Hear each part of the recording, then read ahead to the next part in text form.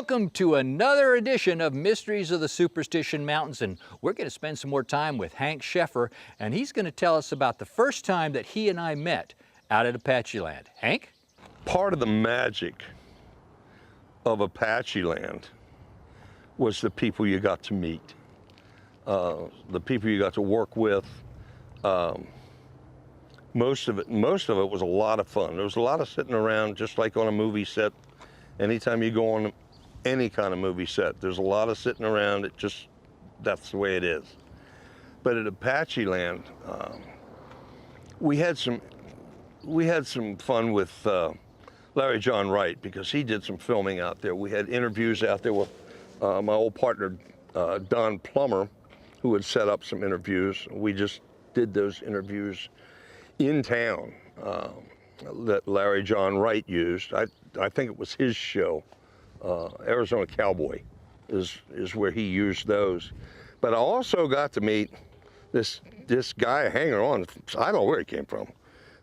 Charlie LeSueur, LeSueur, something like that, who came out there.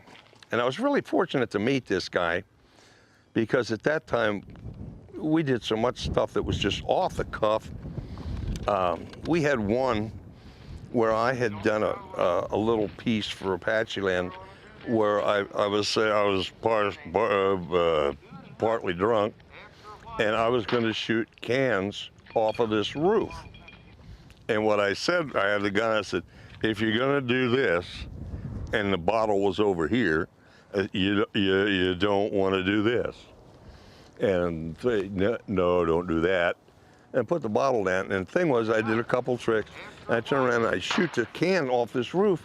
And of course, the can always disappeared. I had 3 of them up there, and bam, and the cans would go away. Well, the way that was done was, I always made a point, if I was in front of people doing it, I'd take my foot and hit the ground when I pulled the trigger.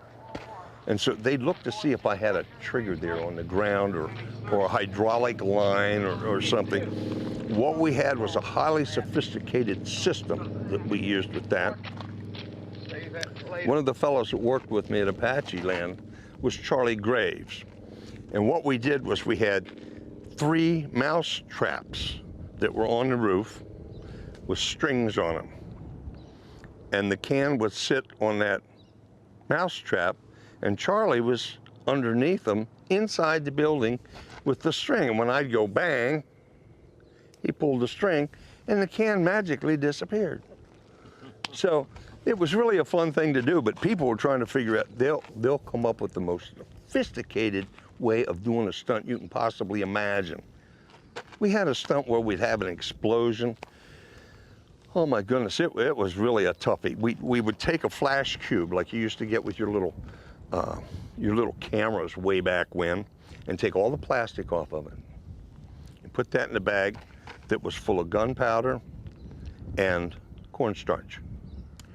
Seal the bag up, and when you wanted it to go bang, you would touch it to a D battery, and the flash cube would flash, the powder would go off, and the great thing about it was, your whole set smelled like Dad's cookies.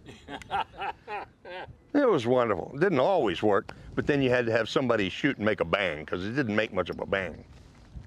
But at any rate, we'd do those stunts. But at any rate, now we get back to Charlie LeSueur.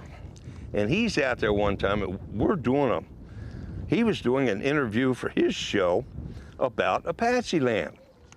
And that was really cool. We talked about sophisticated things like unbullets. He asked me about people getting shot all the time, and I said, well, what we use is unbullets. And the reason we did that was because for the longest time, we were shooting people all the time. And Central Casting down in Phoenix called us and said, you've got to get away from the real bullets, because you're killing too many people. So we went to using blanks and unbullets. And they were quite content with that in the crowd, that's why we went to using blanks, because we were shooting too many people. Well, now getting back to Charlie. Charlie had seen me shoot these cans off that roof, and he said, I want to do that. And I said, well, that'd be all right. And I told him he could use the 6-shoot, or use my shotgun, because I want to make sure he hit it. And we were trying to make a big deal out of it. I says, no, I want to do that just like you did. So I said, okay. So I fiddled around with the gun, got it ready to shoot. He said, but I'm going to do it a little bit different. And what he did was he turned away from the cans and he pointed the gun out toward the chapel.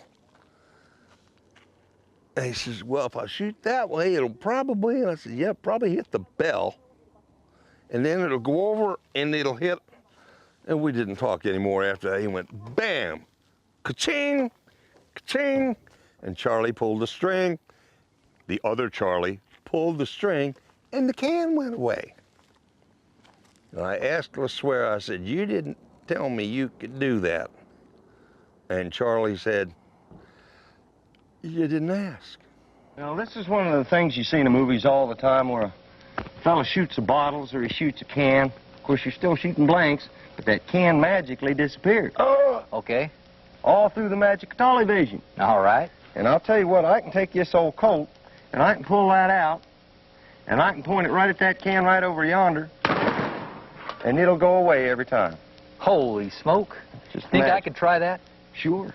Okay. Tell you what, why don't you use the shotgun, because that way I know you'll get it. No. Let me just try your gun there. I can do wanna it. go with yeah, this old yeah. Colt? I've been practicing a little bit. Well, let's see what we got here. We'll get rid of that puppy there. And don't let that beat you up too bad. All you got to do is pull this back. Uh-huh. You pull that back, and then you pull this, and you point that their way. Okay, well, I'm going to, kind of do it a little harder. You're gonna now. show The off, hard ain't you? way. I'm just going to try it here. Let's see what happens. Okay, just going to try this. And let's see, we've got the can right up there. And if I point it this way here, You'll probably hit the church bell. well, let's see what happens.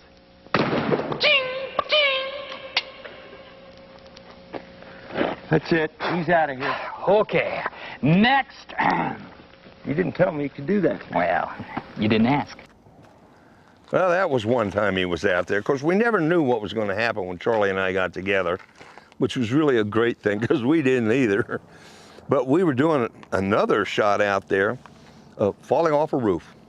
You remember that, Charlie? Mm-hmm. Yeah, falling off the roof. And so I had my other fall guy,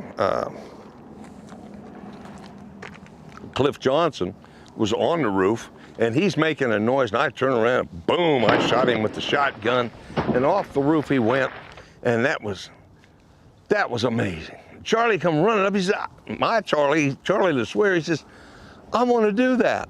I said, what? I said, why? He said, well, I want to do that, just like he did. I said, okay. So we walked around, got him, I said, let me show you how we do this. And he got him up on the roof. And sure enough, I'm up there on the roof with him. And here comes Cliff with that gall darn shotgun and shoots Charlie, and off the roof he went. When you shoot it to make it look real, you make it buck. And it makes both sides of the gag work. The stunts are called gags. And that way, when this part of the stunt works, then when the guy gets shot or he falls off the roof or whatever it is, then he makes the other part of the gag work and everything looks real. So you're really pulling it back yourself then? That's right, and it makes both ends of the gag work. So that's what we've got to stress out there for the people watching, especially the kids.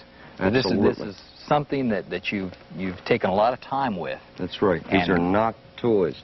Okay, what have you got to show us now? Okay, well, the one singular stunt that everybody wants to see is somebody fall off of something. He can fall off a bucket, he can fall off a building, but they want to see him fall off of something.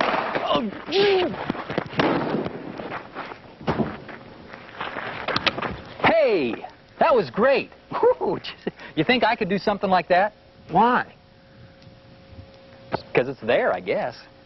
Well, if you got a mind to, we'll show you an easy way to do it. I don't want you doing what he did. No, I want to do it just like that.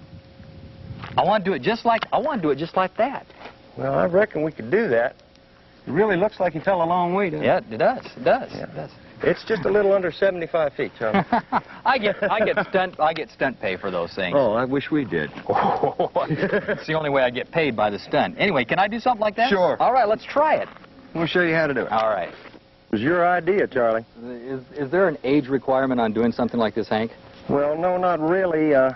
If you've been doing it as long as Cliff and I have, and you're still doing it, you must be doing it right. Well, what are you moving away from?